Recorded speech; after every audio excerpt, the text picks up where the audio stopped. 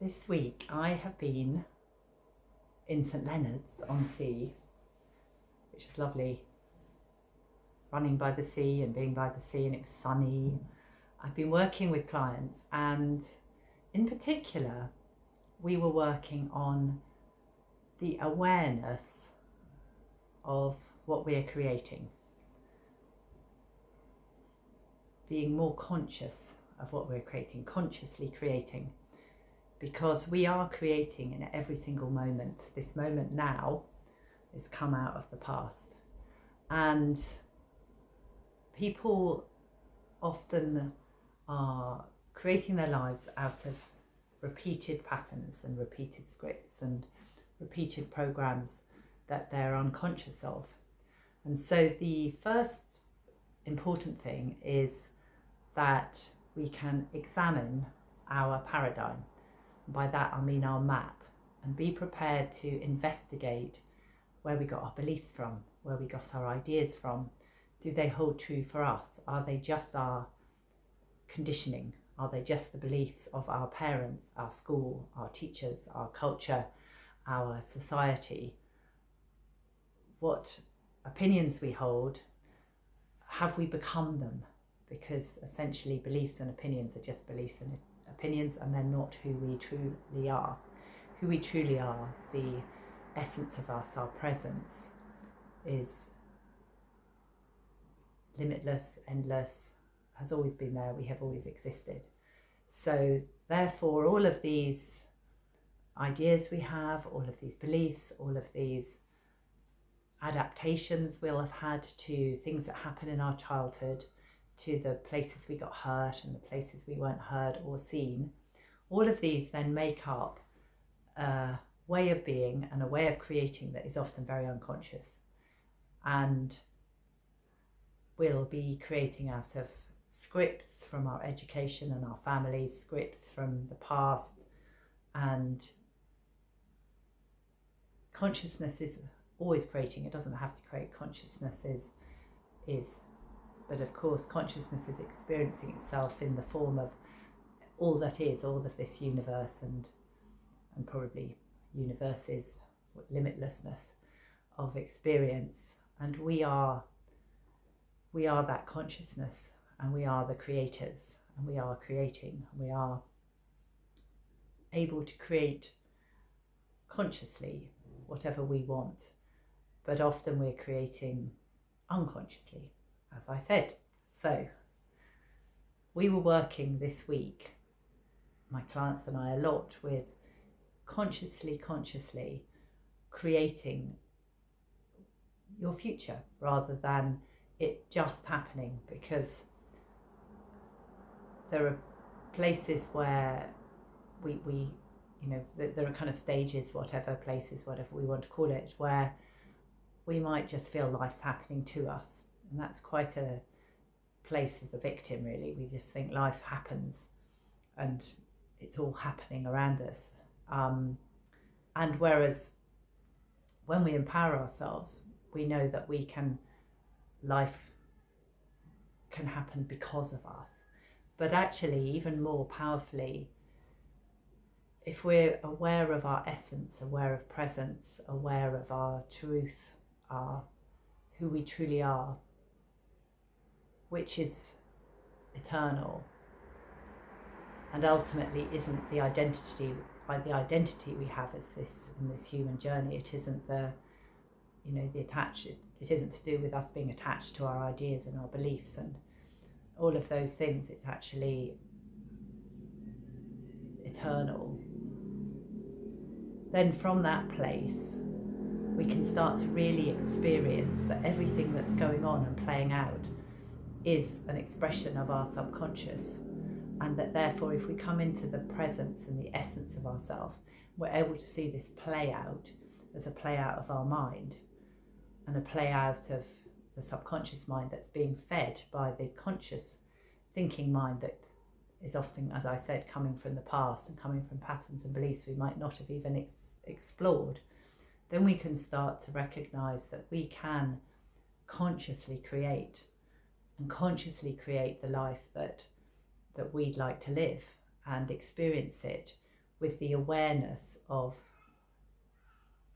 who we truly are, and that we're here to expand, to grow, to experience this amazing opportunity of being in a body, having a mind. So the body-mind union, which is essentially what yoga is, and essentially what I work with people, is that body-mind union means that we have the opportunity in a body-mind to clear away any limiting beliefs, any limiting adaptations, any blocks within us, and we can see them emerge in the body mind, and we can clear them to recognize that from that space of presence and clarity we can create anything. So that's the basis. So what do? Well, simplistically and actually, we just first of all decide what we want, and that's it. What do you want? What do you want to experience? What do you want to truly experience in this life? And you write down whatever you want to experience without any limitations, without thinking, oh no, that's not possible. Just write down what you'd like to experience in all areas of your life, whether it's in your work life, your personal life, your love life, your health, your sport, artistic, anything. Often it's quite good to write it in sections, and to start with the life I am creating is one of abundance, money, all areas of life, just what you'd like and how you can envisage and see yourself living, and write it positively in the present tense. The life I'm creating is full of abundance, full of love. I'm enjoying a relationship that's harmonious and joyous and ever deepening.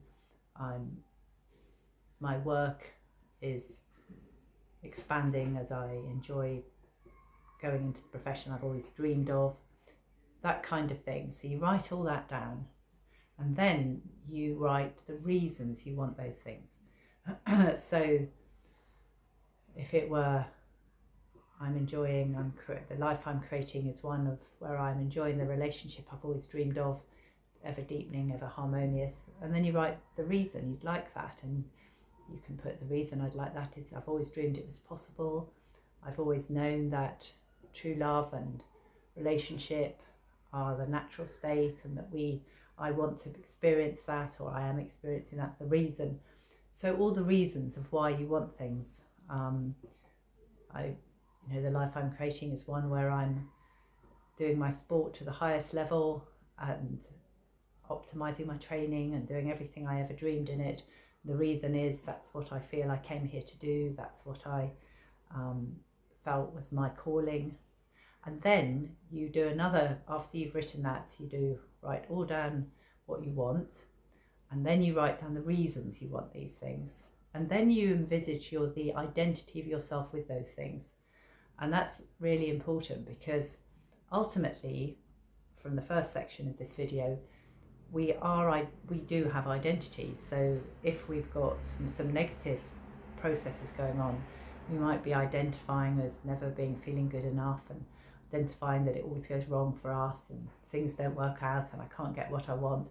That's in the negative. But we also can identify as I'm confident at what I do, I'm good at sport, or I'm good at my work, and you have an identity of presence and ease and joy and all of those things. But in this exercise, you first, as I say, write everything you want, the reasons you want it, and then your identity in it, because there's the law of assumption, which is very much heralded and written about by Neville Goddard.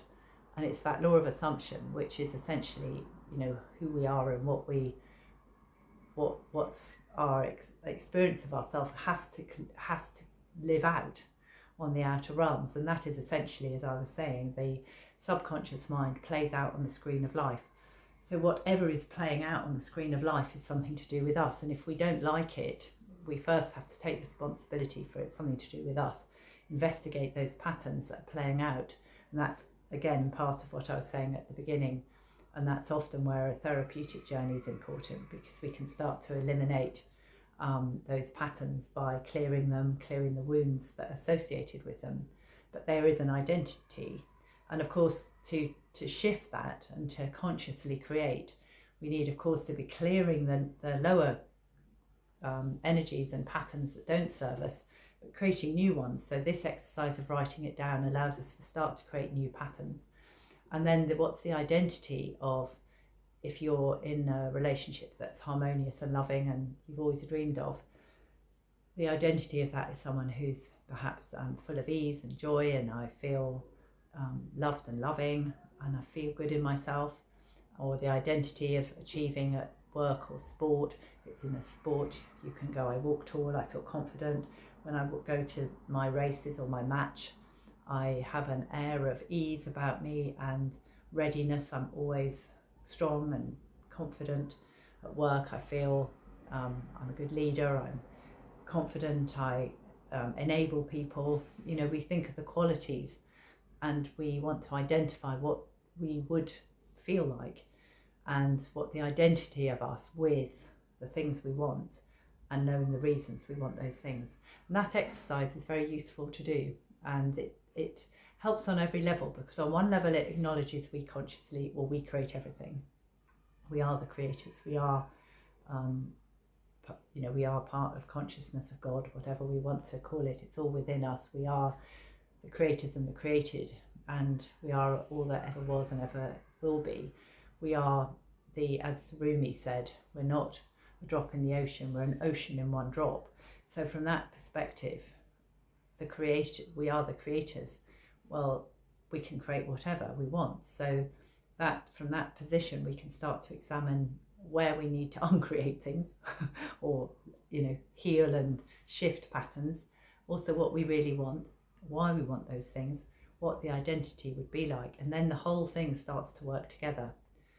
And we can live joyously and from our centre and from our true self, and be in joy, which is our natural state, and be creative beings and full of ease, and start to really see this play out. It's just a play out of experience. So we'll do it from a place of self-awareness, and also deepening our ability to let it all go, which is another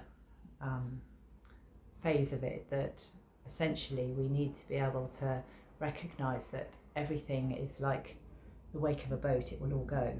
And I think that that's an important phase when we're creating, is to, as I said, let go of the past, let go of the patterns and the programs and the distress that's been in the past, and the good stuff. Let it all go, to be here now and create in the future, because really and truly we only have now. The past is useful for informing us and helping us create, and the future is at the moment an illusion, well, always an illusion.